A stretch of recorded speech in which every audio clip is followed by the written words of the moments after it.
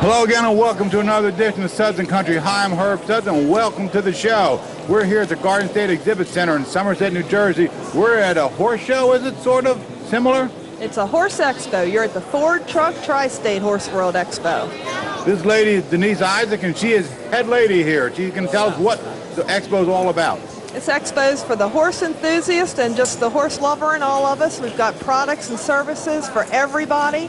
We have all kinds of educational demonstrations, lots of fun things. It's a great show. And tell us about some of the experts that are going to be in the arena. We bring clinicians in from all over the country. People like Gawani Ponyboy, Frank Grello, Charles Wilhelm, Kenny Harlow. We've got Jane Savoy and Bruce Davidson. People from all walks of life in the horse industry. And they're trainers. They're trainers. They're also riders. A lot of these people ride for a living. And the competitors. That too. All right.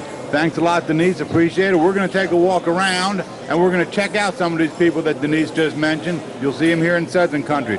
Well, as you can see, we are not horsing around at this show this time. We have a real horse here. Beautiful one, too. Joe, what kind of horse is this? The breed is called a Frisian. They originate in the Friesland province of the Netherlands. They're a Dutch horse. Wow. Okay. What's so unusual about this horse? Well, he's a performing animal. He's also an approved stallion within the Frisian breed, one of less than 100 in the entire world in this breed. Do you mean to say there's only 100 of these guys around? There's only 100 approved stallions. There are 30,000 Frisians, but out of 30,000 Frisians, less than 100 have proven themselves good enough to be a breeding stallion. What qualifies them for the stallion? Well, they have to ride, drive, and jump, compete in all of the Olympic disciplines. They have to exhibit the characteristics of the breed, both externally and through their performance, and they have to improve upon the breed. When they breed a mare, the babies are examined. If the babies don't actually show an improvement on the breed, then they're not allowed to propagate. Wow, that's pretty... Very strict, very rigid. Very strict. How many babies did he make already? Well, he's been breeding since 1995, purebred since 1997, and he has close to 400 foals on the ground. 400 foals around the world? Around the world, yes. Wow. So where's the stud farm at? Where do you have to go with this? Southwestern Pennsylvania. We're about 30 miles north of Cumberland, Maryland. Wow. Interesting. Interesting. All right. Joe, thank you very much. I'm standing here with Jane, and Jane is just got done showing this horse. What did you do for this horse? What Susan and Thor and I worked on is something called putting the horse in front of the driving aids. A lot of riders feel that they have to be strong with their legs, that they have to go to the gym and work out so that they can squeeze harder and harder and get their horses to go. What we just proved is that you can touch this horse as lightly as a fly landing on his side and train him to be reactive to feather light aids, which makes the horse a great deal more pleasurable to ride.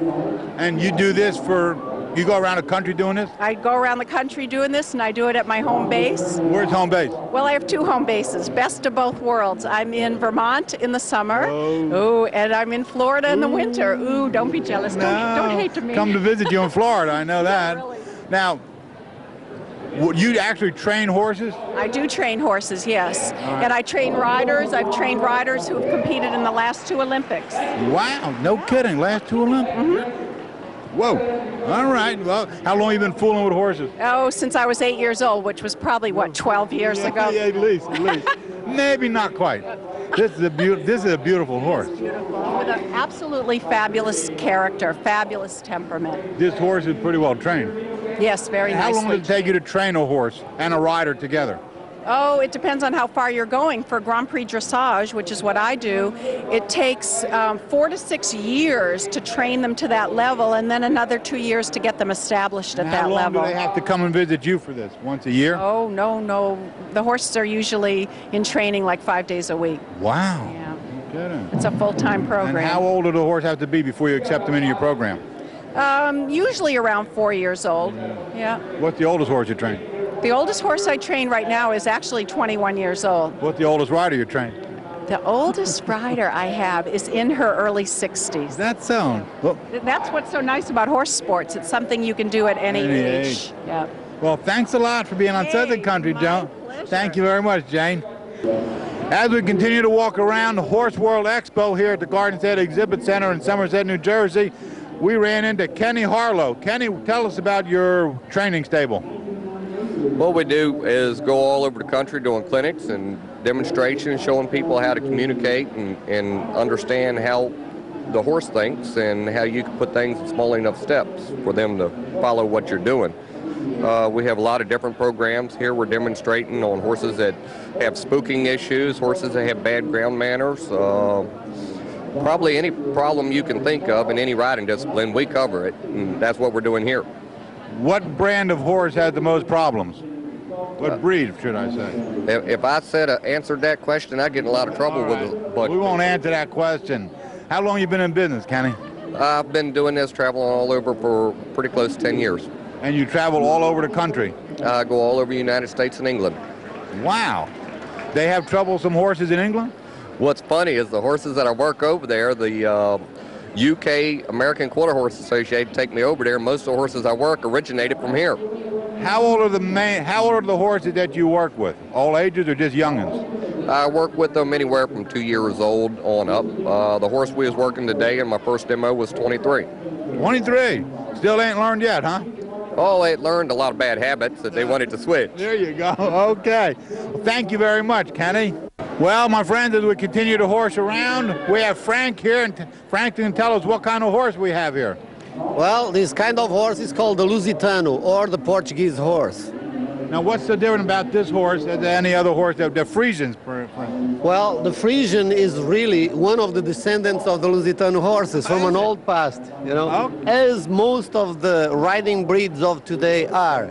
In fact, about 80%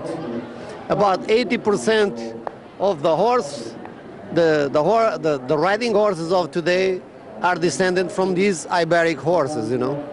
How old is this horse we're looking at? 14 years old. How long have you owned the horse? I bred him. I bred him. I trained him. His mother is still there. His father is still there. So he's since birth, since conception. I was there at all moments, and I'm still there, as you see. Now you travel around with this horse, right? Well, a little bit, but not that much, because I got my own place, my riding school. Where's this at? It's on the other side of the border in Canada. You're Canadian. Just north of Toronto. Wow. Mm-hmm. All right. Well, it's in it. What's this horse do? This horse rides, drives, the whole works. Drives and rides? Mainly we use it for what we call the classical dressage, you know, which is the kind of an art form of riding, really, okay. You know. All right. Mm-hmm. Hello there. What is a real friendly one here? Look at this. Yeah. All right. Thank you, Frank. You're very welcome. As we walk around the expo, we meet ponyboy.com. Well, that's the name of the website. My name's Pony. Okay. And tell us your business. I teach people how to train horses. You teach people how to train horses? Yes, sir. You physically train the horse or train the people? Well, I trained horses for a long time, and now I teach people how to train their own horses. Oh, okay. What's the average time you spend with a person to train a horse? If I can, I'd like to spend a month. Usually we end up with 1 or 2 hour sessions. They hire you for a month to train the person to do the horse? Right. We do long-term clinics. Okay. And they come to you or you go to them? They come to me. Where's your headquarters at? In Florida. Well, Florida. They trailer down and stay there? Correct. Wow. And you authored these books that we're looking at? Yeah, we've got 6 books out now, training books, and the training videos as well. Wow, and they're pretty much in demand after you train the person? Oh yeah, definitely. A lot of recommendation? Certainly. And where do you travel to do this? Where are your travels at? Oh, all over the world. Germany, England, Spain, just everywhere. They have people everywhere that need to be trained to train horses? Yeah, they sure do. There's problem horses everywhere. What are your qualifications? Experience. Experience. And results? And results. Results count. Yeah. All right. Well, thank you very much. I appreciate you being on Suds Country with me. Well, my friends, we're standing next to Bruce Davidson here. Pretty influential person in the horse world? Well, in the three-day event world, I suppose. Explain that to the people that don't know a three-day event world. Well, eventing, you use the same horse, and on the first day you do dressage, the second day you do cross-country, and the third day you do show jumping. And how many people are in the same category that you are in? Well, you mean how many people compete? I don't know. I mean, it's a big, it's a worldwide thing. We travel all over the world doing it. All right. And how many nights, how many days a year are you on the road with this?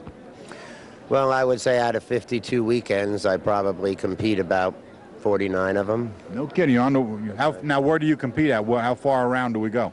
Well, it's all over the United States, mostly up and down the East Coast and through the Midwest, and in Canada and in England a lot, in Ireland, and then you go all over the world. There's competitions in France. It's like tennis or any golf or anything else. If you follow the top circuit, it goes all over. Wow. All right. Now, where's headquarters for you? I live in Unionville, Pennsylvania. And you train your horses there? Yes, sir. We breed horses, we raise horses, and we keep a stable of competition horses as well. Now, what breed of horses do you use for all these three-day events? Well, any breed works in the event game. I particularly like the thoroughbred, or quite close to the thoroughbred, because of the speed. And on our cross-country day, distance and speed is an important factor, and the thoroughbred has an easy job at that. Okay. It's pretty interesting. What are the average ages of horses that you run through these events? Well, you're not allowed to start a horse before he's 5 at the low level, and you can't start him at the highest level until he's 7 or 8. So if you got him there at 8, you'd be doing a good job. And they last a long time if they're taken care of. I'm competing horses that have been 15 and 16 years old at the end of their competition years. And what do you do with are these stallions that you compete with? I do ride 1 or 2 stallions, but generally they're mares and geldings. Okay, because we've had some stallions on the show already, you know, hanging around here. I do have a couple of stallions, yes. And they compete just as well? Oh, absolutely. I mean, again, it's a horseman's choice, and each individual has a job to do. A mare can be just as difficult as a stallion, and so can a gelding, in fact. Yeah, you're right. All right, Bruce, thank you very much. Appreciate it. Thanks for being on the show.